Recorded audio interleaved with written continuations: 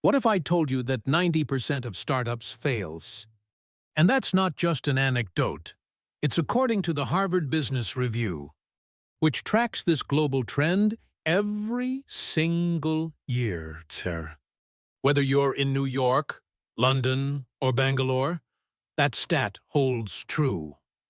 Now, imagine you've got a business idea, maybe even 6 or 7 of them, just hanging out in your Notes app, waiting for someday.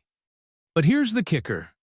Most people never do anything with those ideas. Not because they're lazy or clueless, but because starting feels impossible. Should you quit your job? Build a website? Find a co-founder? Your brain opens 50 tabs and none of them load, so you freeze. And that's exactly what keeps you in the 90% failure group. But here's the question. What if you could shortcut all of that risk using a method that companies like Dropbox, Zappos, and startups worldwide swear by? Stick with me, because in the next 23 minutes, I'm going to walk you step by step through the exact lean startup system that lets you test your idea, no matter how raw, without wasting months, money, or your sanity. Ready to turn that someday idea into something real. Let's break it down. Step 1. Why do most startups fail? Now let's set the stage with the real problem. According to Harvard Business Review, about 90% of startups fail within their first few years. And this isn't just a United States phenomenon. The United Kingdom, India, and pretty much every major startup hub sees similar stats. A global startup graveyard. Why does this keep happening? Most people think it's because the founders didn't work hard enough, or their ideas were terrible. But that's rarely the case, in reality. Most startups follow a broken process that feels logical, but actually increases your chances of failing. Here's what usually happens. You're fired up about your idea. You spend weeks writing up a big, complicated business plan. Maybe rally together some savings or outside investment. Hire people. Pour months into building the perfect product. Then you launch it. Cross your fingers and wait. Problem? Nothing happens.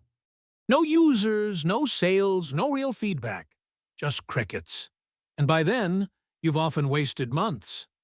Or years, and thousands of dollars. That downside, by the way, is what kills most businesses before they even get a chance. Building the thing isn't the hard part anymore. Thanks to tools like Shopify, Notion, Webflow, and AI assistants, you can spin up websites or apps in a weekend. The real challenge is building the right thing. And that's what the Lean Startup Method fixes. Step 2. Start with a minimum viable product, or MVP. This is where most people hit the wall. You get an idea and instantly disappear into the founder cave, coding for months, crafting pixel-perfect logos, and refusing to let anyone see your baby until it's done. Sound familiar? Here's the thing. You're not supposed to build the full product first. In fact, you shouldn't. You need to start with your MVP, your minimum viable product. In plain English, that means the absolute simplest version of your idea that gets you real feedback. Ideally this week, not next year. Let's break down some famous examples. Dropbox, now worth billions, didn't start by building any real tech. Instead, they made a 2-minute demo video that showed what Dropbox could do if it existed. No code, just a vision. They put it online and thousands signed up to a wait list before a single line of code was written. That tiny test proved the demand and let them validate their entire idea for almost zero money. Another example, Zappos. When Nick Swinmurn started, he didn't build a fancy shoe portal or stock a warehouse, etc. He just snapped photos of shoes at local shops, posted them online, and when someone ordered, he ran out, bought the shoes himself, and mailed them. Proof of concept. People would buy shoes online, even from an unknown website. And that became Zappos. Quick global case study. Ola Cabs in India started by hacking together a website and a phone line to connect people to drivers. The simplest system that could possibly work. And now it's a billion-dollar company. Here's the pattern. The MVP isn't about launching. It's about learning. It's designed to give you a real signal from the market. Would you actually pay for this? So, pause and ask yourself, what's the simplest way you could test your idea this week? Could you whip up a landing page on Card or Squarespace, add a sign-up button, and see if people click? Sit. Maybe post a rough sketch on Instagram and ask, would you buy this? Or use Google Sheets as your fake backend. It's not about being fancy. It's about getting a reaction. And before you build a castle, start with a tent quick, humble, and fast to set up. Now, honestly, what's your wildest or wackiest business idea you'd test, given zero risk? Yes. Drop it in the comments below. I want to see whose creativity breaks the scale. That's Micro CTA number 1 to get you involved right now. All right, once you have your tent set up, it's time to start learning from what happens. Step 3. The Build, Measure, Learn loop. Here's where the magic happens, and where most founders slip up. You launched your MVP, a bare-bones version of your idea. What next, huh? This is where the Build, Measure, Learn loop kicks in. This loop is the heartbeat of the lean startup. Let's define it in plain terms. You build something simple. Measure how people actually use it. Not what they say, but what they do. Learn from those results and repeat. It feels obvious, but nearly everyone skips or bungles the measure and learn parts. Instead, they just keep building features, like a chef baking endless new cookies without ever tasting the last batch. Here's a relatable story. Imagine baking cookies, chocolate chili lavender ones, because you're feeling bold. You hand them to a friend. If they grimace and say it's too spicy, you don't go bake 100 more without changing anything. You ask, what would make it better? Then you adjust, less chili, more chocolate, or maybe skip the lavender. That's Build, Measure, Learn. Now, back to real world. Dropbox's demo video was build. The views and waitlist signups. That's measure. The learning. People wanted easy file syncing, and thousands signed up to prove it as. That's the green light to go all in. Buffer, the social sharing tool, did the same thing. They made a simple landing page listing pricing plans. But the Buy Now button led to a Coming Soon form. So they could see how many would actually pay before building anything. As for an international pivot, let's look at TransferWise. Now Wise started in London. Founders tested their currency exchange concept by connecting migrant workers with local money, exchangers using basic email and Google Docs, before taking payments through a regulated app. The MVP, a spreadsheet and an inbox. The result? Massive European demand, proven before any software was coded. Here's your challenge. After you build, how will you measure? What's your actual criteria for success? Not just likes, but clicks, email signups, actual purchases, demo requests. Something you can count. Track what users do, not what they say. After measuring, don't ignore what you find. Some founders collect page views and sign-up numbers. Then keep trucking along, even if the numbers say, Stop. Huh. Learning means being brutally honest with yourself, even if it stings. For example, take Airbnb. When things weren't working, they thought the website design was the problem. But after talking to customers, they realized the listings had ugly, blurry photos. Founders went apartment to apartment, taking professional pictures, and bookings took off. The insight, tuha. Better photos equaled more trust, and bookings exploded. That was their learn moment. So, what would this look like for you? Build the smallest real version. Measure user actions, not opinions. Learn why it worked. Don't settle for just okay. Adjust and run the next test. There's a reason this loop repeats over and over. Even billion-dollar companies go through it for every new feature. Comment below if you've ever launched something, only to have all the feedback surprise you. Let's share our learning moments. Step 4. Validate your assumptions with real customers. Remember, even if your MVP works, it might only be working for reasons you don't expect. Or worse, for reasons that won't scale. This is where you have to validate your assumptions. Think back to selling handmade candles at a market. Maybe you moved 10 units in a day. A great start. But why did people actually buy? Was it the cool scent? Low price? Pretty packaging? Or just because they saw you at the booth? Would they come back? Or was it a one-off? Your next job isn't just to sell. It's to figure out which assumptions are true. Here's how. 1. Ask every buyer what made them choose. Was it the scent, price, vibe? 2. Test willingness to pay more. Would they still buy if you upped the price by $2? 3. Check for repeat potential. John? Ask, would you look me up online if I'm not at the market next week? Real validation means uncovering the hidden reasons behind customer actions. Dropbox.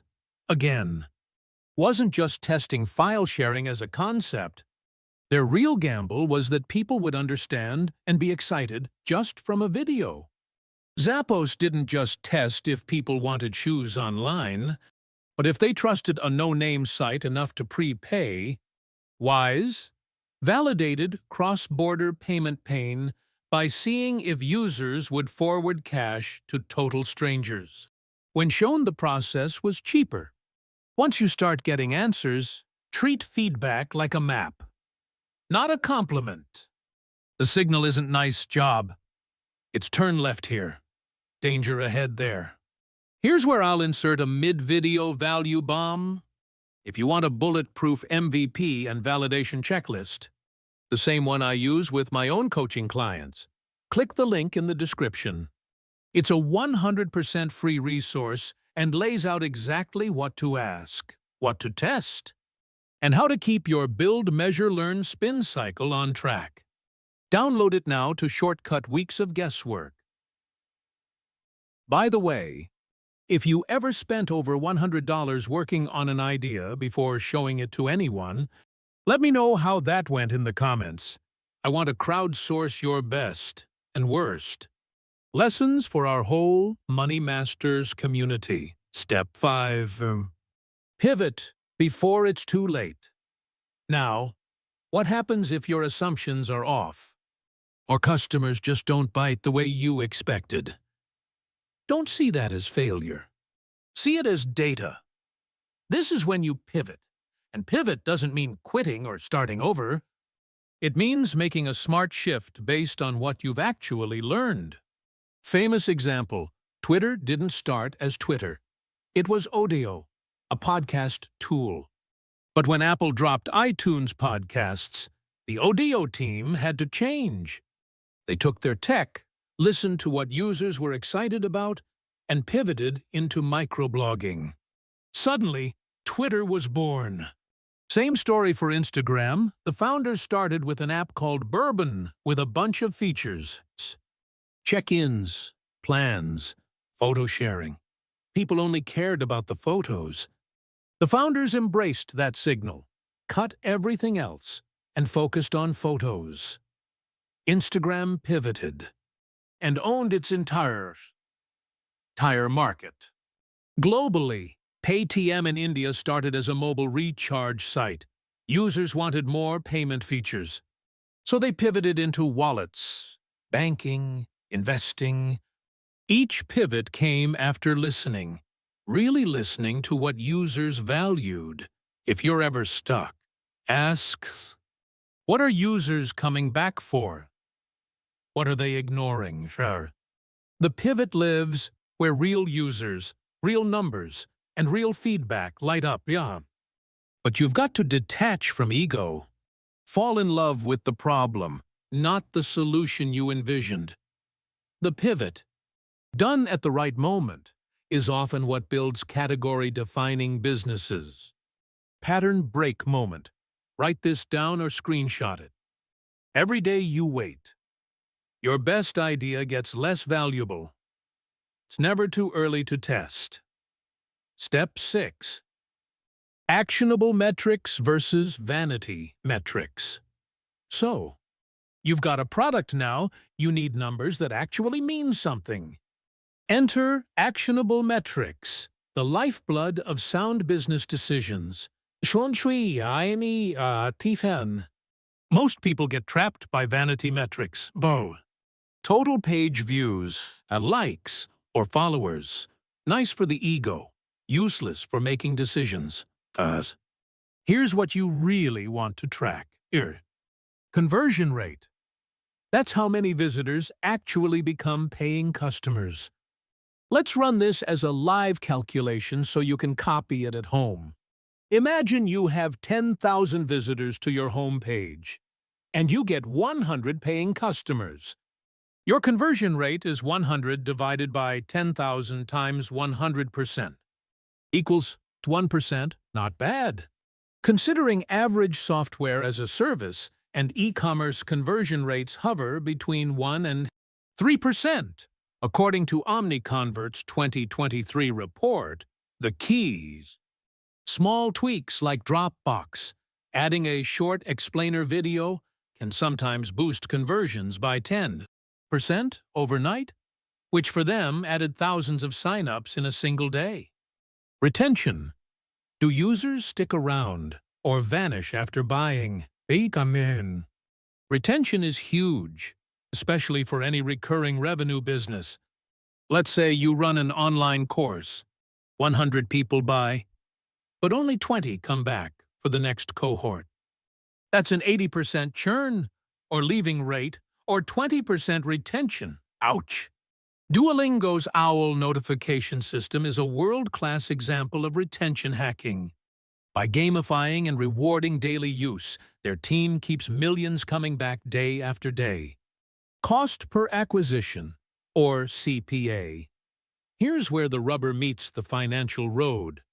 Say you spend $500 on Facebook ads and gain 25 new customers. That's $500 divided by 25 equals $20 per customer. But if your product only sells for $30, you're barely making $10 per sale before any other expenses.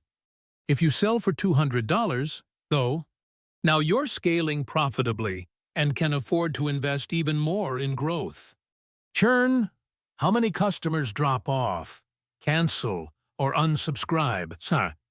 High churn signals big problems, whether it's product quality, onboarding confusion, or lackluster pricing. Netflix is world-class at minimizing churn. They investigate every spike in cancellations to spot patterns. Numbers that drive decisions are actionable metrics. Numbers that are just for bragging. Vanity metrics. Anytime you look at stats, repeat, how? Can I make a business decision from this number right now? If yes, keep tracking. If no, drop it. For a quick reference, the full metric formulas and checklist are in the free resource below this video. Don't miss it. Step 7. Final recap and action plan. Let's bring this all together and make sure you're not just hyped, but actually acting. Here's your Money Masters checklist. Let's move it from mental to actionable. 1. Start with an MVP. Not a mansion, just a tent. You don't need a polished app, expensive logo, or outside investors.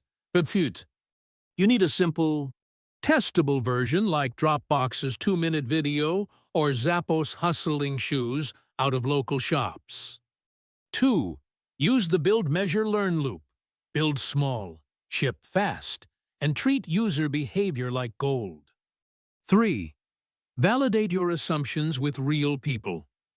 Probe for why they bought, how much they'd pay, and if they'd ever come back. 4. When your numbers shout it's not working, pivot. Don't defend your ego. Defend your business. Ask where real energy is, then run toward it. 5. Track what matters. Are people truly signing up, sticking around, and buying again? Or are you just gaining followers? Action metrics only. That's what separates a real business from a hobby. Right now, pause and set your MVP launch date in the comments below. Committing publicly is one of the best ways to actually follow through, and the Money Masters community is here to hold you to it. Quick bonus for those who want even more guidance. Download my step-by-step MVP and validation checklist. It's linked in the description and pinned comment.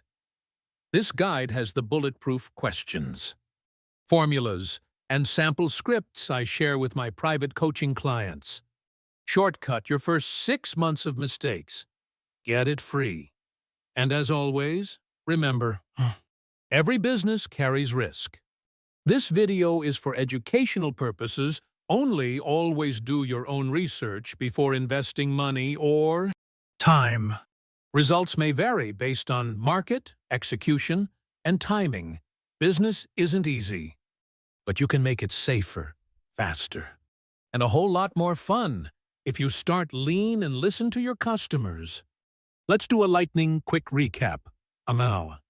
First, start with an MVP. Forget building a mansion. Just pitch a tent first and see if anyone wants to come inside. Then, use the Build, Measure, Learn loop. Make something small. Watch real people use it, and actually listen to what their actions say. Validate your assumptions with real customers and real conversations. If data disagrees with your dream, pivot smart. Don't cling to what's not working. Track actionable metrics like conversion rate, repeat customers, and acquisition cost, not just followers or likes. For immediate action, comment below with your MVP launch date. Bonus points for bold deadlines. Download the free MVP checklist from the link in the description. This guide alone can shave months off your learning curve. Over the next 30 to 90 days, aim to test, measure, and tweak your initial idea using that checklist. In 6 to 12 months, if you repeat the cycle and stay honest about what's working, you'll be light years ahead of most would-be entrepreneurs stuck planning. Expect progress, not perfection. The fastest wins come from your first attempts, not your last revision. If you're ready to shortcut the startup struggle, subscribe to Money Masters and turn on notifications. Next video, I'm unpacking the most profitable side hustle frameworks with real numbers and case studies worldwide. For now, tell me in the comments, what's your MVP launch date and what's your wildest business idea? Building a business is a journey, not a sprint, and this community is here to help. Remember, every business comes with risk. This is educational, not professional advice. Do your own research and consult the right experts when money is on the line. I'm John, and this is Money Masters. See you in the next one.